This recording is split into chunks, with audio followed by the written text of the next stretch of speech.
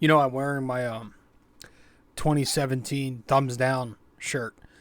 When the Yankees were fun, because I just like to reminisce on when I had hope. Those were fun times. We could have hope if the Yankees just quit, which is going to be the main drive home point of this episode. Just stop and give up.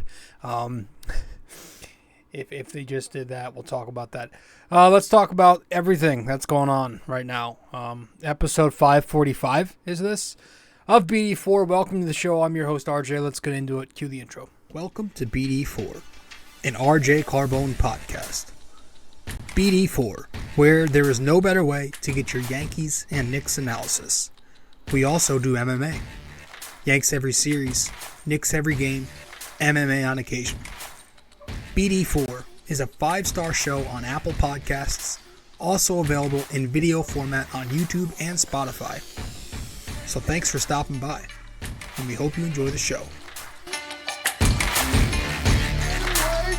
Champion of the world, turning, looking, see ya! Anthony for three, bang! That one goes down, and the game is tied! Penetrates, creates, and showing some dexterity as well with the left hand. Yankees win! All right, let's do it. Episode 545 of the podcast. Oh, I'm your host, RJ Carbone, and we got some things to talk about. A big series against the Astros just took place. Could have been a big series, I guess, for the Yankees, but they split, and that's not good enough. Not at this point. If the Yankees were having a good season, if they were playing their usual .600 ball, competing for the division, then absolutely you take a split against Houston, home or away. But the Yankees aren't in that situation, and we're frustrated. Before we get into it, did anybody see, what was this? Last night, Saturday night, Chicago White Sox, Cleveland Guardians, might be the first time I've said their name correctly without having to correct it. But Tim Anderson got absolutely sucked. Holy shit. I don't know if there was something heading up to it, but Jose Ramirez slides into second base. I guess Tim Anderson, who nobody likes, he didn't like it.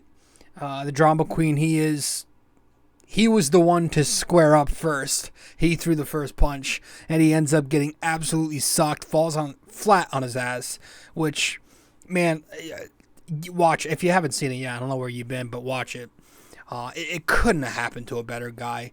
I know Josh Donaldson was happy, but I cannot stand Tim Anderson ever since that Donaldson incident, and fucking acting like a drama queen. And that's what he does. He loves attention, but then he finally gets it, and he gets upset about things. And he's crying on Twitter already about this. It's beautiful. It's all museum artwork. It's funny because I felt the same way about Bautista when he got rocked by Odor. Everybody hated him. This might feel better because I can't stand Tim Anderson. And if you watch the press conference, Francona's press conference was pretty great. Trying to act professional, but you could tell he loved it at the same time. I mean, Jose Ramirez was having some fun with it on his Instagram after the game, posting that photo to a story with the fucking, I don't know, they gave him boxing gloves. It was funny, man. That was pretty cool. You know what, man? I don't know if this was last series, but I just heard about it recently. And, I don't know why I'm bringing attention to this, but I don't watch ESPN. I used to watch Sports Center. I don't know if you guys remember ESPN Cold Pizza. That was pretty fun.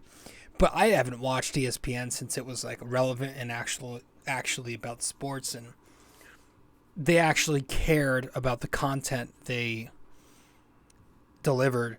Now it's just all about narratives and clicks. And so I guess ESPN, since the Yankees have been a hot topic lately,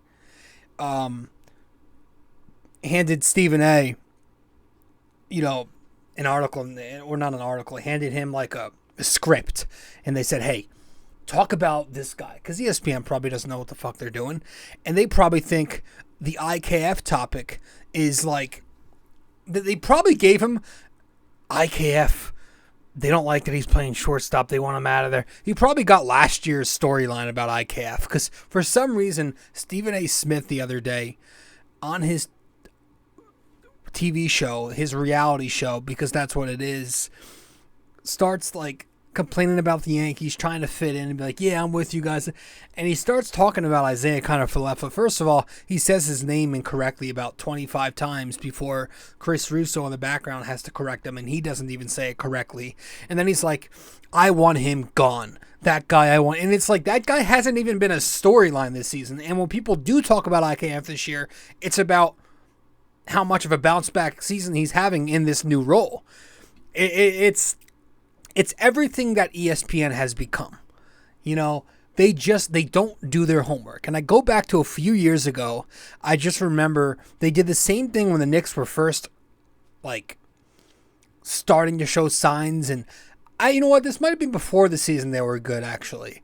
They had Austin Rivers, whatever year Austin Rivers was. And like, he had a good first month for the team, and they finally got sent down after that because he wasn't doing his thing. But weeks later, they start talking about the Knicks and how, like, I'm going really off topic here, but how, like, how good Austin Rivers was doing. And you're sitting there at the time like, wait, he hasn't been with the team for a little bit. But anyways, it's just like, yeah, ESPN doesn't cover baseball. You know that. How many innings of Yankee baseball do you think Stephen A. Smith has watched this year? How many innings of baseball, period? If you asked him what OPS was, he probably couldn't tell you. He could not tell you. It's just, it was funny because, like, you could see how out of touch, and they just needed to mention the Yankees because it's been a hot topic in baseball after the deadline. It's like, just go back to LeBron, go back to NFL. Stay away from the Yankees. Stay away from MMA. That was a mess. And stay away from the whole Knicks thing because, my gosh, it's brutal. But yeah. Let's get to some Yankees. Some stuff, some storylines outside of the game. The Anthony Rizzo injury. We finally got news there was an injury. Turns out he was playing concussed for 2 months. Since the Tatis incident in late May. You know, the amount of garbage coming out from this now not utterly disgraceful franchise, but almost headed that way, it's kind of unfathomable.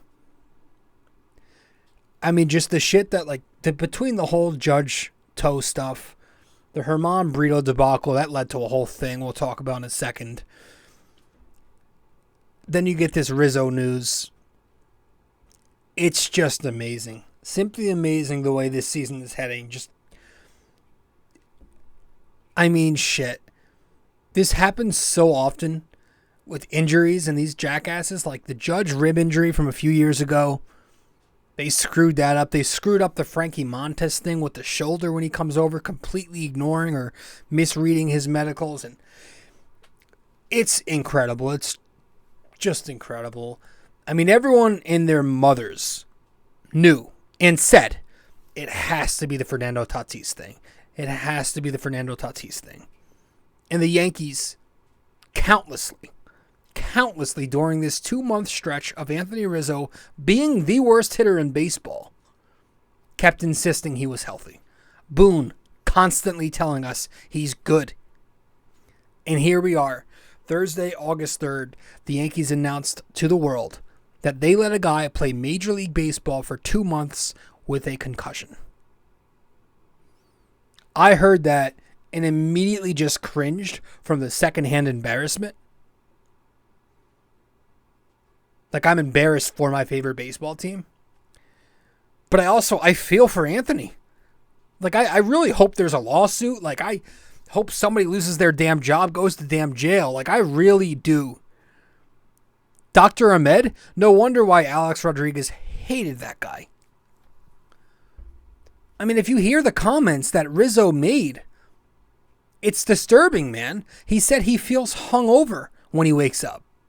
that he's dizzy. He mentions he'd sometimes forget the amount of outs. And when I heard him say that, I was like, holy shit, yes. Because I remember one of the games a few weeks ago, even, when he did forget the amount of outs. And I was super pissed off at him for it. I remember watching it live. If there's one positive, I guess, you could take from this, maybe it's good that we finally have some clarity on why Anthony Rizzo was a zero for so long. And that he might not just be washed up yet. He didn't just suddenly forget how to hit. I mean, the dude played pro baseball with a goddamn concussion. So I'm going to give him the benefit of the doubt. I mean, no wonder he's been missing all these fastballs right down the plate. Try hitting a 99-mile-an-hour heater with a concussion. Try hitting a curveball with a concussion. Dizzy enough. Anyways, I hope he heals soon. I hope he gets better. And whenever it is that he does fully heal, I hope he returns back to form. Maybe that's, next year. I don't know. But will he be that hitter he was in April, May? No, he definitely played over his head even when he was healthy. But, is it possible to say Rizzo can still be an 800 OPS guy? Yeah, I think so. 25 plus homers, yeah. After hearing this news, I'm kind of feeling better that it was an injury. But just again, though, it's a really bad look for this Yankees organization. Even to their new abominable standards, it's still shocking. This medical staff is, they fired them. They brought in new people. They suck. It's the Yankees. And with this, you're starting to hear rumblings of a Luke Voit reunion. Luke Voit was just recently cut by the Mets farm system. Obviously we remember him. His final year with the Yankees was in 2021. He had some good years with the Yankees. First comes along in 2018 from St. Louis. Tears the cover off the ball. He was very solid in 2019 across 118 games. He had the MVP caliber campaign in 2020 when he played in almost every game on a bad foot during the shortened season. But he wasn't really the same after that. In 2021, he missed 94 games, only played 68 of them. And he wasn't terrible when he did play, but he definitely wasn't the same. Yankees get rid of him. He spends 2022 with Washington and San Diego. Sometime in the bigs, sometime in their system. Then he spends 2023 with Milwaukee, same thing. And then he spends a little bit of this year with the Mets farm team in Syracuse. And with Syracuse this season, Luke Voit batted .264 with a 1058 OPS, 14 home runs, 35 RBIs, and that's across 37 games. So, produced some very good numbers down there. And with Rizzo down, Bauers hitting well, maybe the Yankees take a flyer and we see a righty-lefty platoon with Voit and Bauers in the near future. Because Cashman loves his reclamation projects. He loves his reunions. He loves his right-handed power. I just have a feeling it's going to happen at some point. They even asked Boone about it the other day, and apparently, from what the report said, he was smiling ear to ear and he seemed open to it. Me personally, I say, why do this? I'm not fully against it. Any help is help, but I'd rather not. It'll really just make everything that happened last Tuesday worse, to be honest. You did nothing to help your last place team when the time came, and days later you pick up a has-been off the scrap heap. That's not a great look. But hey, maybe I'll be wrong, like I was the first time with Voit, right? Maybe they sign him and he produces, but I don't know. How many right-handed bats can you fit on this roster, man? My Christ, I don't think Bauers is an everyday player. I think we'll eventually find that out, why he needs to be a part-time platoon guy. But at this point, let him ride out his first base role until Rizzo returns, if he does. And DJ has hit well since the break. He can play a little first base. Just stick with this plan, If it happens again, whatever. I won't bitch about it. I'm sure there'll be a part of me even that talks myself into the whole reunion thing, being like, oh, it's cool to have him back. But yeah, first choice, I'd rather not. And speaking of the deadline, reports came out at the beginning of the series that Hal apparently handcuffed Brian Cashman at the deadline. The report said that Cashman was set on selling and offloading multiple pieces last Tuesday, but Hal was the one to say no. That's not a shocker. Money talks. Hal still wants this team contending because it brings in the money. That's all, right? It's the whole anything can happen, crapshoot bullshit, right? Get into the dance and go. Sell tickets, sell chicken, put fans in the seats. That's the business model. Make the playoffs as long as they're a competitive team. It's going to get it's going to sell tickets, and that's the new business model. It's all pretty hypocritical of Hal, because he always talks and he acts like he wants to win. He says, oh, if we have to overspend for the sake of winning, we will. Yet when it comes down to it all we hear about is this budget they constrain themselves to. All we hear about is the luxury tax, etc. But yeah, it's Hal who put a halt to everything at the deadline. Apparently it was Severino, Peralta, and I think Bader were all set to be dealt. I think Arizona was one of the teams in discussion. But yeah, so it doesn't excuse Cashman, because the reason the Yankees are in that situation is because of Brian Cashman and his lackluster, at best, off seasons the last few winters. So, but that's this deadline is Hal. Yeah. And then maybe two more things before we get into the recaps. We're getting more information, or we got more information on the Domingo German fiasco. So the news the other day came out, said he checked himself into a rehab, but more came out on the incident that occurred a few days later, which we all knew there was more to it, and now it makes a lot more sense. He was apparently in the clubhouse, I guess they said maybe drunk. He smashed the TV. He was trying to fight his teammates, trying to fight Boone. He was throwing shit. He was flipping couches in there. And I think he was like mocking or laughing at Ron Marinaccio as he was packing his bags to get sent down. They tried to send him into the sauna to sweat out the alcohol, if that even works. I don't drink, so I don't know. I think Severino and a couple other guys had to try to bring him into the team nap room, which is fucking hilarious that the Yankees have a team nap room, but it's the least shocking thing I've heard in my entire life, that Boone's Yankees have a team nap room. Not knocking it, I'm just saying it's not shocking. But yeah, I mean, I heard all that, and it's like, man, it's really hard to root for this guy. Like, the dude is a scumbag.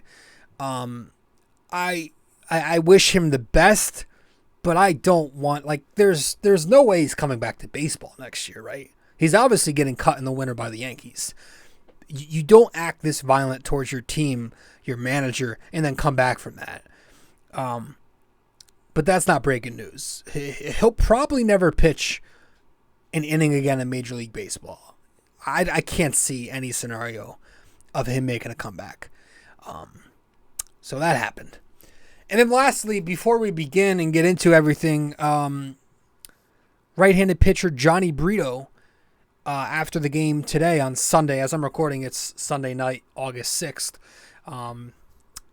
he was optioned back to Scranton after today's loss. They used him today. They used him a few times this series, or in the last week or two. But yeah, which obviously that's the move for, I'm assuming, Jonathan Loaizaga, who will return for this week's Chicago White Sox series. So after that, the Yankees officially have everybody back from the disabled list. So there's no, this guy's coming back, that guy's coming back to save us anymore. Not that that was ever a thing with Johnny Lasagna. Solid reliever. But like, you know, that's the excuse that Aaron Boone likes to use. So if the Yankees aren't undefeated with Nestor, Lasagna, and Judge, we're going to get on his ass. So that's it. Let's head to break, get back, and then when we come back, we'll start recapping this series. Stay with us. Episode 545 of BD4. I'm your host. Be right back.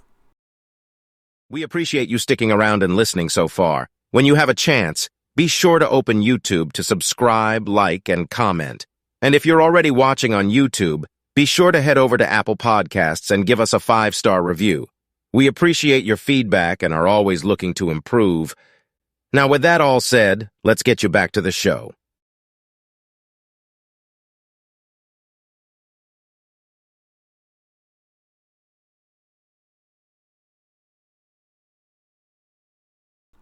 Welcome back to the show. I'm your host, RJ Carbone. You are listening to episode 545 of the podcast. So, we might as well just get right into it. Thursday was the first game of this 4-game series at Yankee Stadium against the Astros. And the Yankees, they won the first game 4-3. It was Clarke Schmidt going up against Cristian Javier, who was one of the guys who combined for that no-hitter last season against the Yankees. This was a Fox game, so it kind of had that playoff feel. Bottom of the first, the Yanks started up 3-0. You have the Aaron Judge walk, and then Stanton and McKinney go back-to-back for home runs. Top of the second, Clarke Schmidt gives 2 runs back. He walks Alvarez. Abreu gets the base hit. You have the wild pitch to McCormick that advances the runners to second and third. Then he gets a strikeout, but then a ground out scores a run, and then he issues the base hit to Maldonado to make it 3-2. Schmidt ends up going 5, and then it's Peralta, King, Kahnle, and Holmes. In the top of the 6th, Houston ties the game off of Wandy Peralta. Wandy lets up the home run to Kyle Tucker to make it 3-3. Peralta did not have a good series. Bottom of the 6th, the Yankees do take the lead back. Bader walks, he steals second, and then Volpe gets the big hit with a single the other way, and that puts the Yankees up 4-3.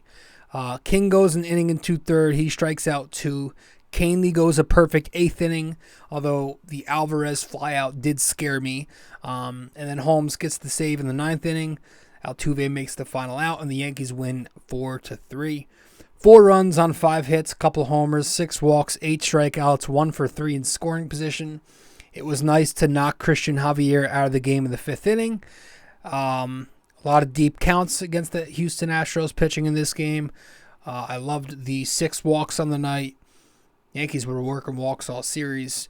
Gleyber 2 for 3 with the walk. Stanton 1 for 4, homer, 2 RBIs. McKinney 1 for 4, an RBI. Volpe 1 for 2, a walk and an RBI. Judge 0 for 3, a walk. And Ben Rortvedt, couple of walks. Clarke Schmidt, 5 innings, 2 runs, a walk, a hit batter, 2 wild pitches, no home runs, 82 pitches in the no decision. We will talk more on Clarke Schmidt and his start later. And that was really it for the first game of the series, where once again the Yankees took the win 4-3. As Clay Holmes there, if you're watching the YouTube edit, gets the final out. The second game of this series on Friday night went to Houston. The Astros took it 7-3 because, of course, when Luis Severino pitches, you lose. It was Severino versus Brown, so it was the punt game. This was the punt game. Severino somehow allowed to start this game. You had no Aaron Judge, and this was against one of the few teams right in front of you in the wild card game, so that was nice. Top of the first inning, Severino does his thing.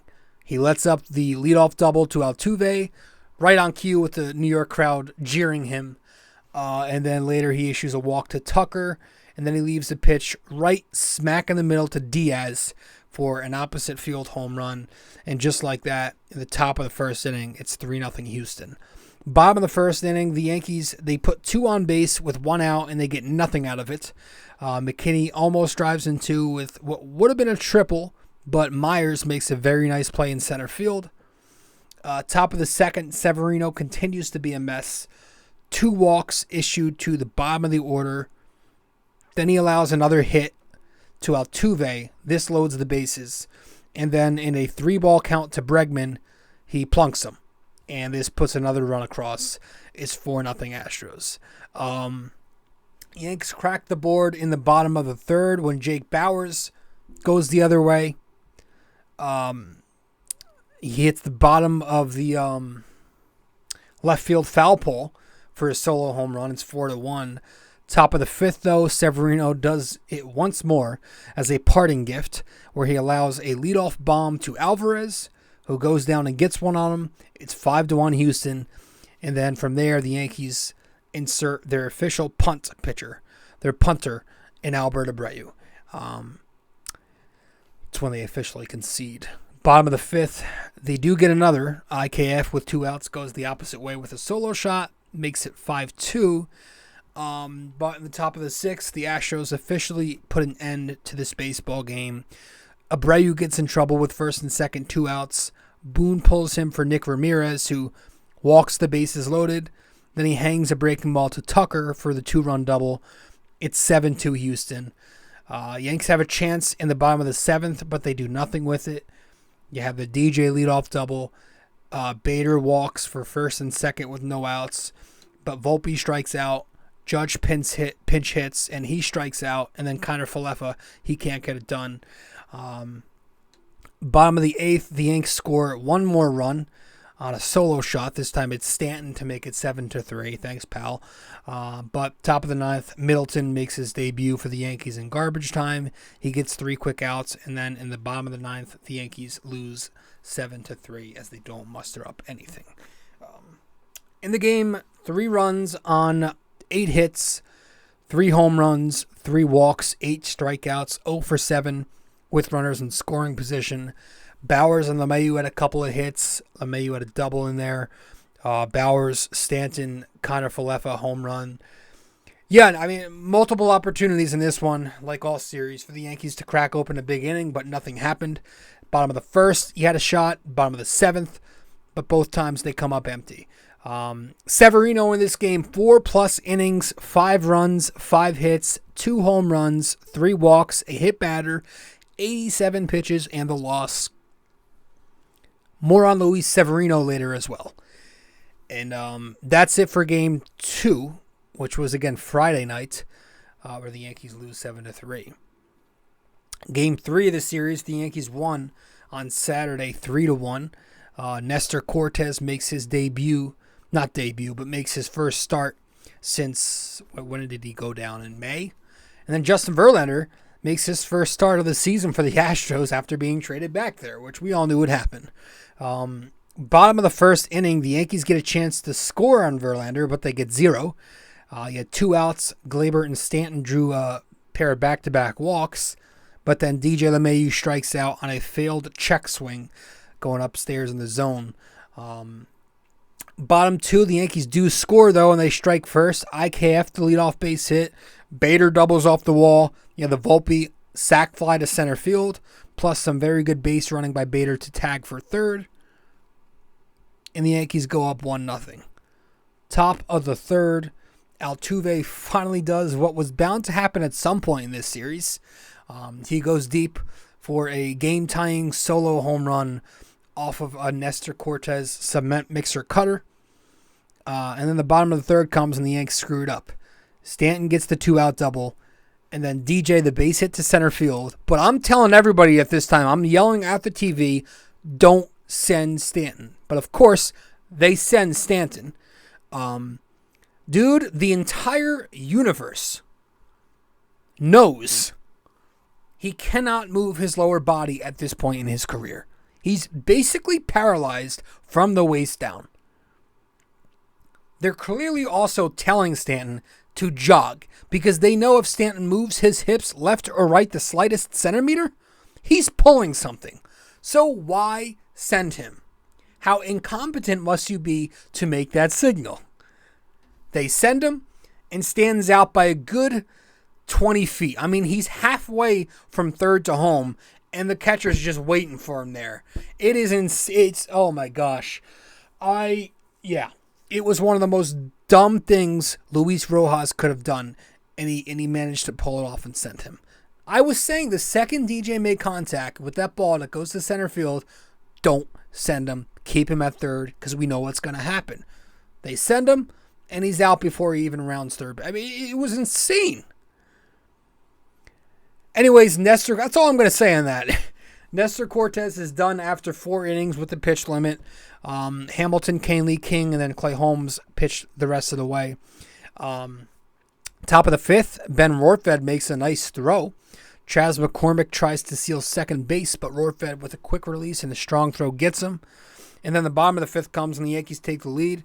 Jake Bauers takes Verlander deep to right field. He puts the Yanks up 2-1. Bottom of the 7th, that's when Verlander finished his line of work. Bauers had the 2-out base hit. Dusty Baker comes out to check with Verlander's to see if he wants to stay in the game. He stays in to face Judge, gets Judge to pop it up, and then that's his night. Bottom of the 8th, the Yanks get a massive insurance run versus the Houston bullpen. Gleyber takes Graveman to right center for a leadoff solo home run. It's 3-1. They had a chance to break it open for comfort. Stanton and LeMahieu reach, but Kiner-Falefa and Bader can't get it done. And then top of the 9th, though, fortunately, Clay Holmes was good enough to get the save, his second of the series. He goes 1-2-3, and the Yanks win 3-1. 3 runs on 9 hits, 3 walks, 4 strikeouts, 1 for 7 with runners in scoring position. Bauers, Gleyber, and Stanton with 2 hits.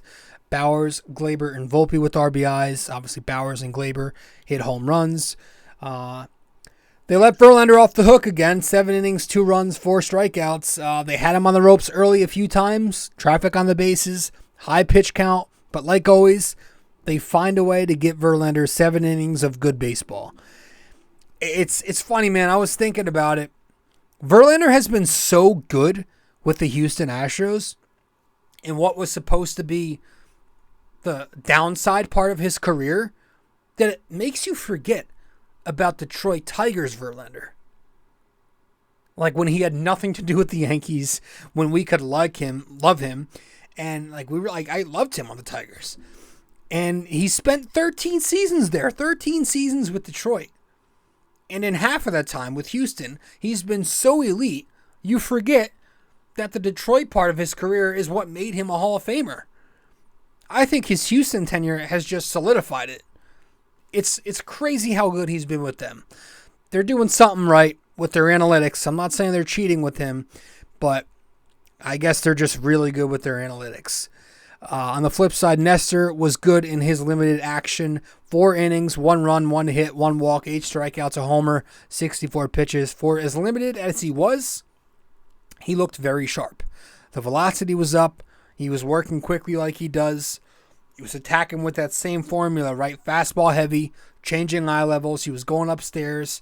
He was 72% fastballs and 28% off speed. So 4-seam cutter and 2-seam. That was the plan of action he went with. And then occasionally mixed in the slider and changeup. 8 strikeouts with that formula. It was very encouraging to see Nestor return and have an outing like that. In the bullpen, 5 innings, no runs, 8 strikeouts, and the Yankees win. Sunday, we don't have the graphic up on the screen if you're watching the YouTube edit, but the Yankees lose 9-7 today. Carlos Rodon didn't have it again. The Yankees score first with a Gleyber homer in the first inning, but top of the second and third, Rodon does his thing. 2 walks plus the Myers 3-run home run in the second inning, and then you get the Alvarez 2-run shot in the third inning to make it 5-1 Houston. Rodon goes a pathetic 2 2/3 innings. The Yankees rally to tie the game in the bottom of the 4th. Bader, the RBI single, makes it 5-2. Volpe, with the bases loaded, he's hit in the elbow by a spinner. It's 5-3. And then you get walks from Bauers and Judge with the bases loaded to tie it up at 5. Top of the 6th comes, though. Peralta struggles. Boone kind of blows it. Peralta clearly doesn't have it in the 6th inning after being really good in the 5th. Walks, single in there, a couple of homers in there. But it's like, why in the world is Wandy Peralta, a left-handed reliever, as good as he's been against both sides, why is he facing 6 consecutive righties? That is a little much. Yeah, he surrenders home runs to Maldonado and Myers. Houston takes the 9-5 lead. And that was it right there. Any runs the Yankees got from there felt a little empty, like, oh, great, but we still have so much more hill to climb. But I did not love the move to just leave Peralta out to dry like that. Bottom of the sixth, the Yankees do get one. Gleyber doubles, 9-6. Seventh inning, they have a massive chance to tie the game. But, of course, Stanton and LeMahieu blow it. Bottom of the eighth, the Yankees put together a big rally, but they only get one run out of it. You had the bases loaded with 2 outs for Bader as the leading run, and he singles to right field to score one. It's 9-7. But after that, Volpe with a pretty bad at-bat, hacking at the first pitch he sees, and he comes up short to deep center. I don't give two shits if it was a slider middle. You are Anthony Volpe. You are a rookie. You're inexperienced. You're not very good. And so you have no business swinging first pitch in a game where the Houston Astros have been walking the entire ballpark all day. You very simply do not do that. And so in the bottom of the ninth, the Yanks, again, they tease. They get in position to do big things, but they don't get the big hit. McKinney draws the leadoff walk, pinch hitting for Higashioka in the 9th spot. Then Torres draws a 2-out walk later. Then you have Stanton up at the plate representing the winning run. And what does he do? Well, the cleanup hitter for the Yankees finishes his afternoon with a big old 0 for 6 with 0 RBIs. And so the Yankees lose 9-7. Rodon, 2 2/3, 5 runs, 3 hits, couple walks, 5 strikeouts, 2 homers, 58 pitches, and the undeserving no decision. He deserves a loss. More on him later. The bats, 7 runs. So, yeah, the 7 runs look good and all, but when you really peel it back, you put 21 guys on base today in 9 innings. 8 hits, 12 walks, and a hit batter. You failed in scoring position 9 of 12 times. You left 15 runners on base overall. And the only 3 Yankees, picked up hits today. They all had multi-hit games, but 7 other guys didn't contribute with hits. The 7th inning, even the 8th inning, the 9th inning, just brutal. Astros pitchers were literally giving away the game to you on a goddamn golden platter. You have got to do more than you did. The cleanup hitter can't be doing an 0 for 6. Aaron Judge can't be going 0 for 12 this series. But you know what? That's what he does. The guy disappears in every big game he plays. An Astros game, a postseason game. If it's anything remotely big, the captain's probably not coming through for you. And I don't care how many feelings I just hurt there. Judge doesn't usually get the big hit. He had a few big hits earlier in his career. He'll scatter them throughout a season. But most of the time, when the lights shine the brightest, I get this feeling that I don't feel confident with him. So he doesn't come through. I'm going to give him the benefit of the doubt, I guess, because he's just coming back. He's got the toe thing, but sorry, man. I'm sorry. It's late in the season. We kind of need your production right now, and he's not doing it. So that was the series. The 4-game series where the Yankees ended up splitting. Again, I'd take a split any other season, but right now we kind of need some hot streaks going here. We'll talk more when we return from break, episode 545 of the podcast. I'm your host, RJ Carbone. Be right back. Stay with us. You can also find us on social media. If you'd like, you can follow BD4 on Facebook, and we're at BD4Pod on both Instagram and Twitter. We appreciate you helping us grow more and more every day. Let's get back to it. Welcome back to the show. I'm your host, RJ. So, the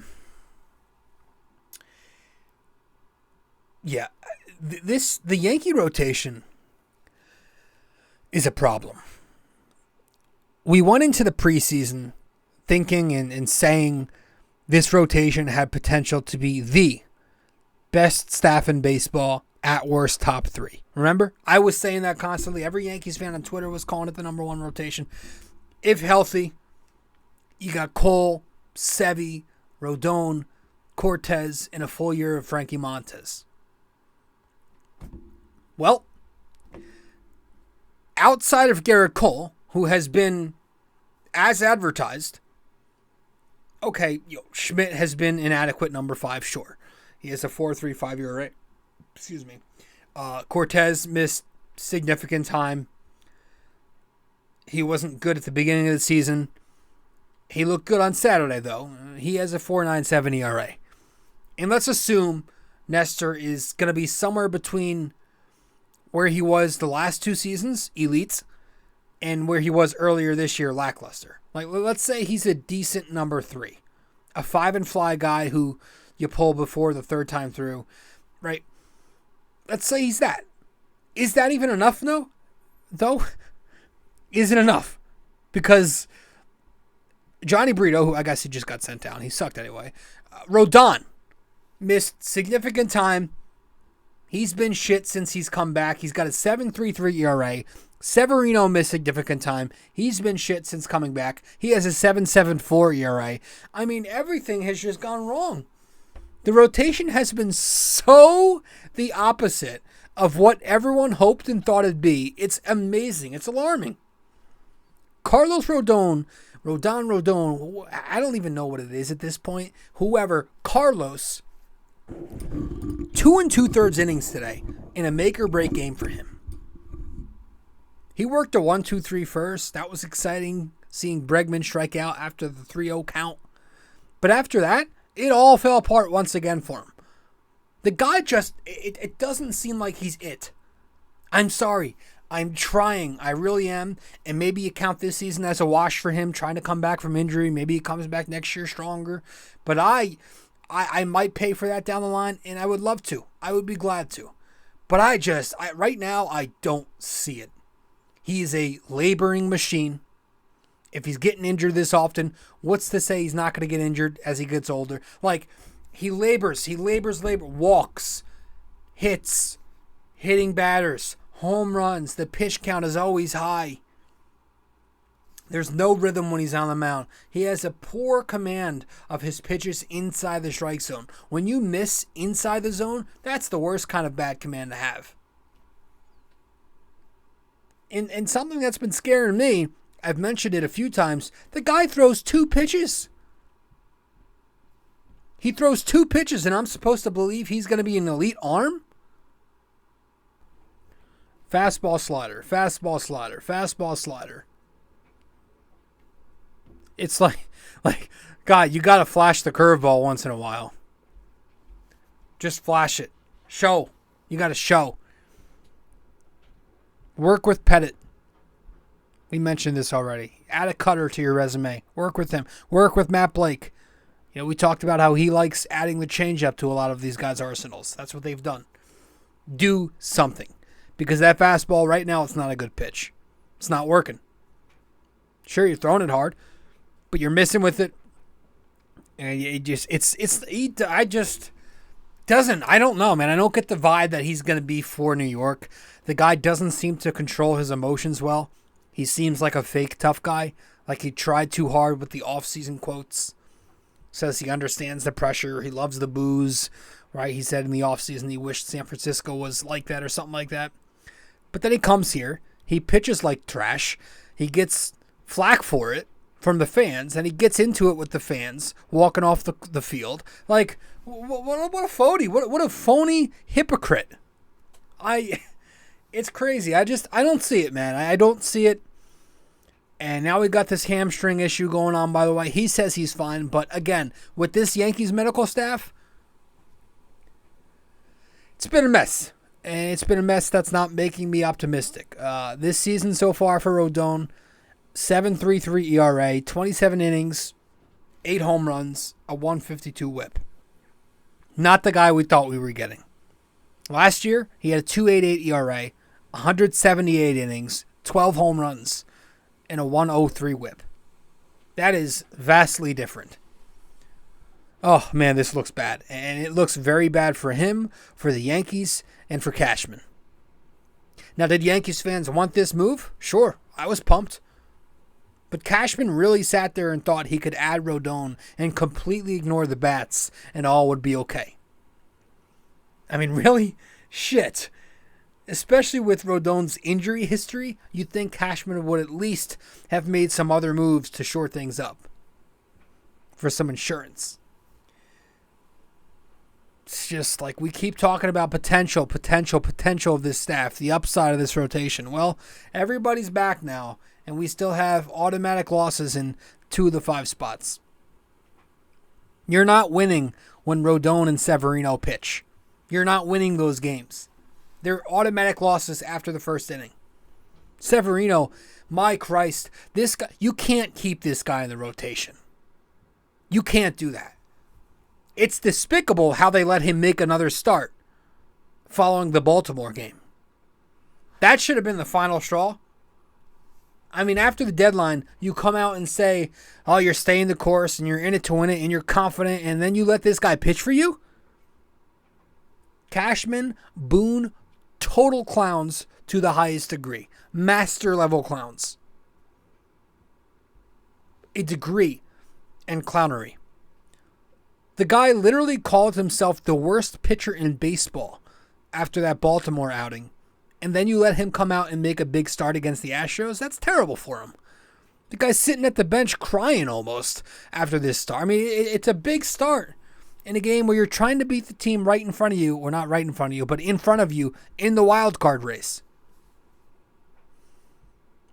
And you let him make this start. He's a mess. His mechanics look off. It doesn't seem like he's getting full extension on his release. He seems very crouched. Is he tipping pitches? I don't know. At this point, I just think he's washed. Like, he's just pitching like shit consistently. I think he's washed. That's all. He leaves everything in the middle of the plate. His fastball sucks. He can't generate a swing and miss anymore. Everything is hard contact.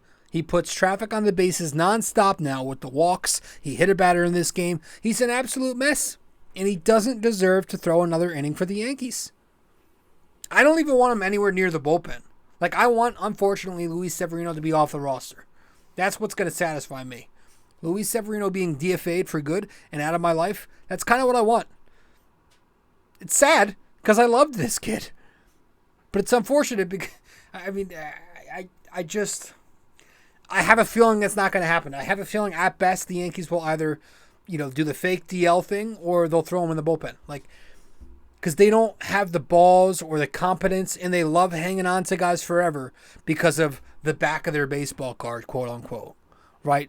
That they stick to guys forever. Hicks, Donaldson, Gallo, Severino now, you name it. Like, it's all they do is they force guys on you when everybody else but themselves see it. So, yeah, with this rotation, enough with the whole upside bullshit. Like, at some point, you just got to look up and you see that it's August 6th, you're 70% of the way through the season, and your rotation is 17th in ERA. And that's including Garrett Cole's American League leading 2.64. So it is what it is at this point. Everything taken in account. This is what it is. The Yankees are 17th in starting pitching. It's below average. We complain about the offensive production or lack thereof a lot, right? There's only so much you can say about that, though. Stanton's not the same dude. LeMahieu's washed up. Judge doesn't look right yet. Volpe's been pretty bad. It's the few same storylines. Lack of left-handed hitters. Washed up veterans. No contact hitting. No consistently. The same shit. We talk about that every episode. But this rotation, I feel like I've gone so far into the season without really addressing and criticizing them. Just because I felt at some point they'd turn it on and do business. But I've kind of found reality. Again, sometimes you just got to stop overthinking and look at the time. Check your watch. It's August 6th, folks. Baseball ends after September. It's August 6th, and this rotation still hasn't performed up to their expectation. We'll be right back. When we return, we'll talk a little bit about the urgency of this Yankees team some more, because we haven't talked about that enough yet. If you have time in the day, or maybe just prefer old-fashioned reading over listening, then you can always follow along and subscribe to BD4 Blog by going to BD4blog.com. We're not on there as often, but when we do post, it's just as entertaining, opinionated, and passionate as we are on this podcast. Thank you so much. And let's keep on with the show. Welcome back to the show. I'm your host, RJ Carbone. You are listening to episode 545 of the podcast. The urgency is just not there, and it's starting to leak down to the players. I mean, it's been doing that. We know about Boone. Every night, Boone thinks it's okay. 18 strikeouts, no problem. The other at-bats were great. He'll go out of his way to praise the 1%, even if the 99% was bad. They asked Boone after the game today about leaving Peralta in to face all those right-handed bats, and it was the same garbage. We have this fake rule where we don't want to use this guy this many times because we're thinking about the playoffs that we're not going to make, right? Or, we're planning on using Canely in the 15th inning today. Like, it's never about the win today, right? That's never the priority. Because the process is what matters to the Yankees, right? Just loser shit. Loser fucking shit from a loser fucking manager with a loser fucking mentality. That's all it is. And I mentioned how I'm a believer in, I guess, the domino effect. Like, I believe that mentality that he carries trickles down to the players. I think it trickles down on the field, in their heads. Like, we've seen terrible fundamentals from them. Losing focus in the field, on the bases, getting lazy, dumb, low IQ, kindergarten mistakes in the big leagues. Today, we got a quote from Bader, pretty much summarizing that exact mentality.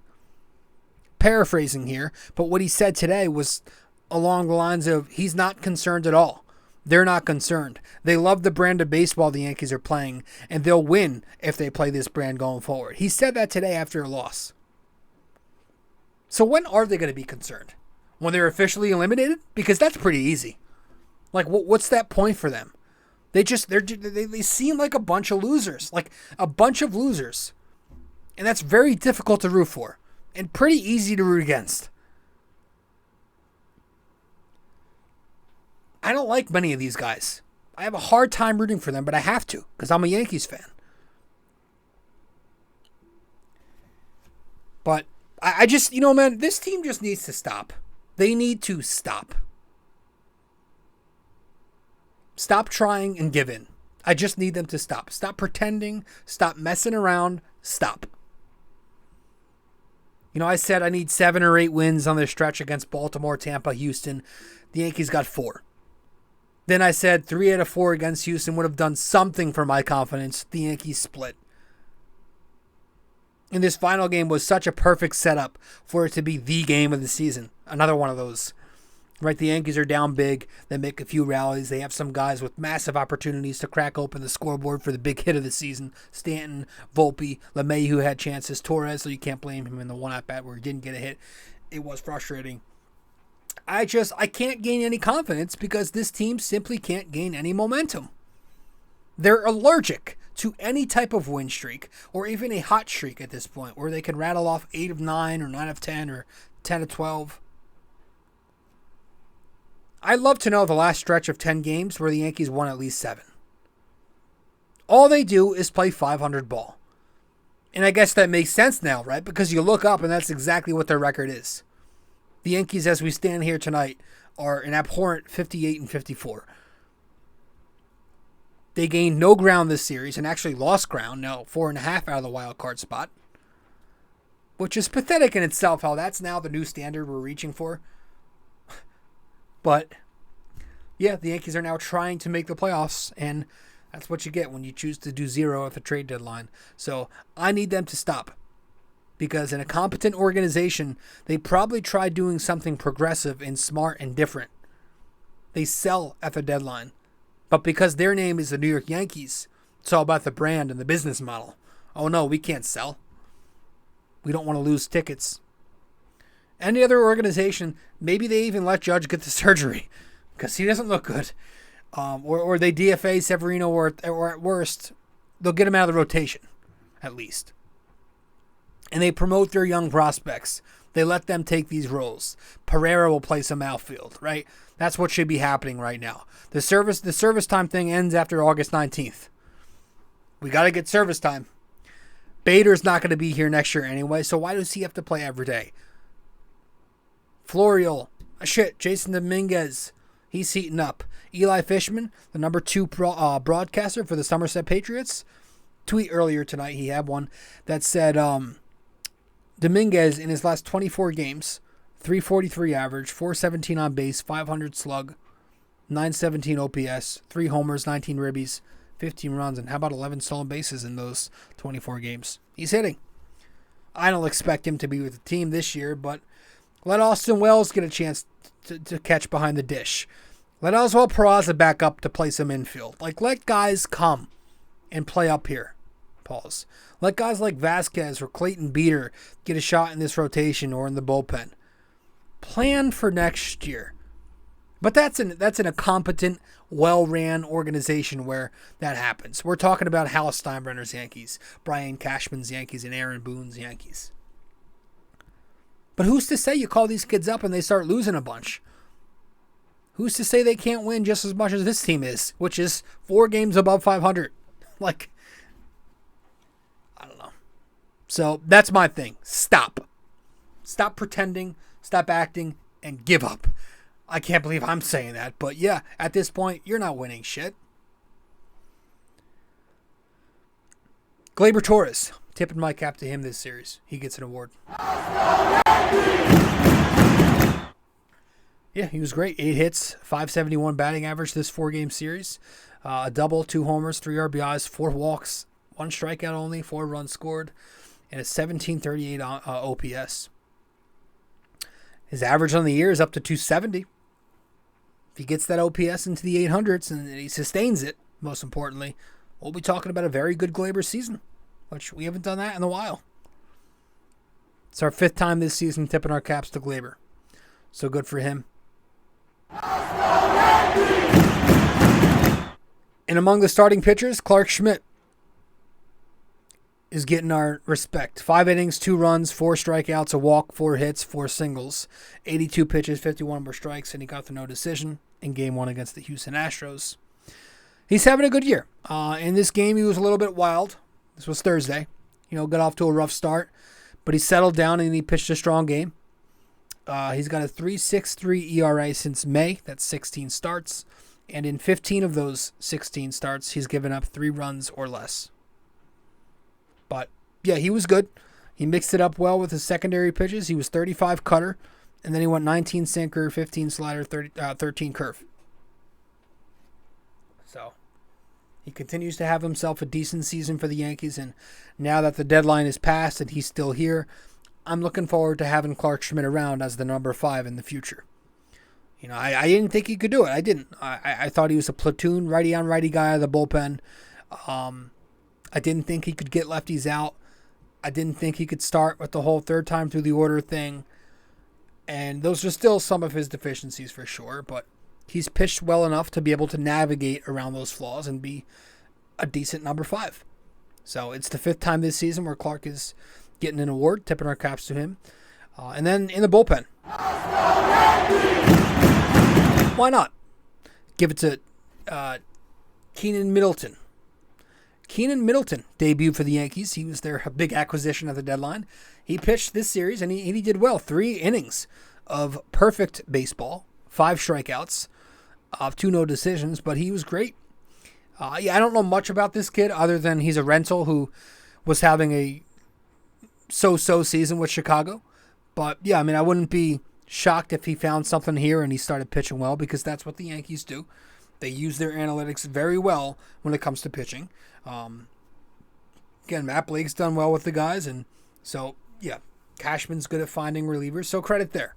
And if you're watching the YouTube edit, I've got, what's his fucking name? I've got Keynan Middleton.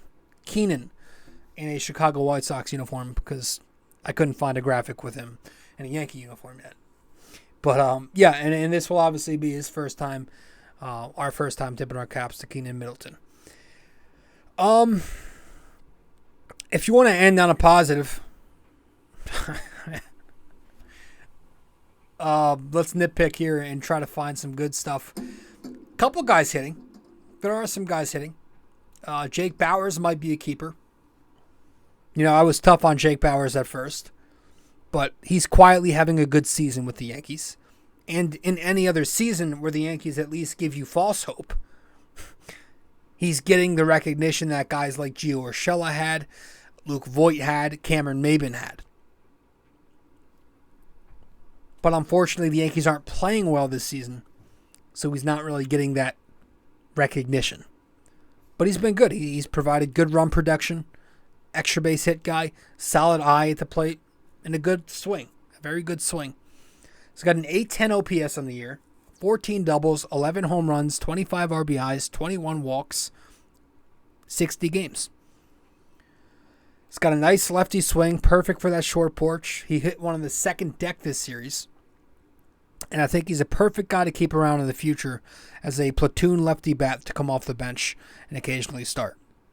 And for now, he's your starting first baseman with Rizzo on the shelf. But yeah, I mean, we've seen in the past randoms come here who are nobodies elsewhere, but they thrive because of that short porch, right? So if we get all over Cashman for what he's done wrong, and he's done so much wrong, let's at least give the guy credit for a good find in Jake Bauers. It was a smart move. And that's what he's good at, right? Two things Cashman can do. One, he can turn any Joe Schmo reliever into gold. So maybe this Middleton guy becomes elite. And then two, he can find those diamond in the rough bats that nobody knows. And also DJ LeMahieu has been hitting since, if you want to say since the All-Star break, or if you want to say since the Sean Casey hiring. Maybe that had a little bit to do with it. 306 average with an 830 OPS since the break. Seems to be pulling the ball with a lot more power. He's going the other way again, too. He looks like DJ LeMahieu, which is good. And I'm not saying he's back or that he's good again, but what I am saying is if the Yankees do want to get into the dance, 2 months of a good DJ LeMahieu would certainly help. That's all they need. And that's it. I think we're going to wrap it up here. We are over an hour. This is a pretty long episode. Again, a 4-game series against the Astros. Lots to talk about, so I think we covered it all. So we'll head to break, come back, and wrap it up with our trivia, and that'll be that. Stay with us. Episode 545 of the podcast. Be right back. Studio 69 Productions is a production company that allows content creators of all genres to market their podcast or whatever project they're working on. It's an online platform that will promote your content, no problem. All you have to do is get in touch with film director and podcast producer Leo Rodriguez from Say No More Podcast, and you're good to go. You can find him on Instagram at Studio 69NJ, Studio 69 Productions, where dreams are heard and born.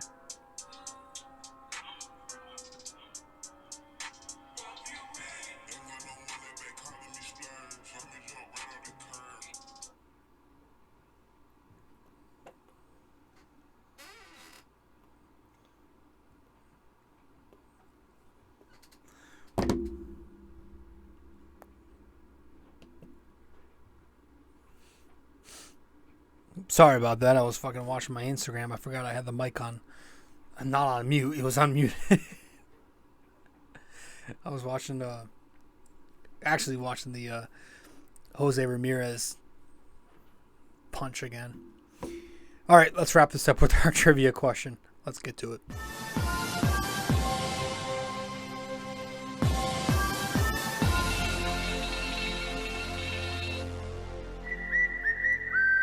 All right, so for this episode 545 of the podcast, our NYY-NYK-MMA trivia question of the day is, true or false, Babe Ruth won every game he pitched for the Yankees? Is that true or false? True or false, Babe Ruth won every game he pitched for the Yankees? So let me know the answer wherever you can reach me. If you get the answer correct, I'll give you a shout out in the next episode. And that's it. Episode 545 is in the books. I'm your host, RJ. And with that, I will see you in the next show. But the Yankees split versus the Astros, and that's not good enough. I'll see you in 546. We'll see what happens. We got Chicago. We got a road trip, a long road trip coming up with, let's see real quick. I think it's the White Sox, actually, starting tomorrow. Yep. So 1, 2, 3, 4, 5, 6, 7, 8, 9 game road trip. 2 off days in between. with Chicago, Miami, and Atlanta. So if the Yankees want to gain some ground, I mean, you really need to go 7-2. 6-3 would be at best neutral, right? And like, who here believes the Yankees can rattle off 7 of 9? Because I don't. That's it. I'll see you later. This episode was brought to you by Anchor. Hey there! If you stayed the entire way through, we thank you immensely for it. We hope you enjoyed this podcast and that you come back for the next episode real soon. Don't forget to like, subscribe, comment, download these episodes, and share them with your friends as well. BD4 is a 5-star podcast simply because of you. And we'd like to keep it that way. Have a wonderful day. Go Yankees and go Knicks.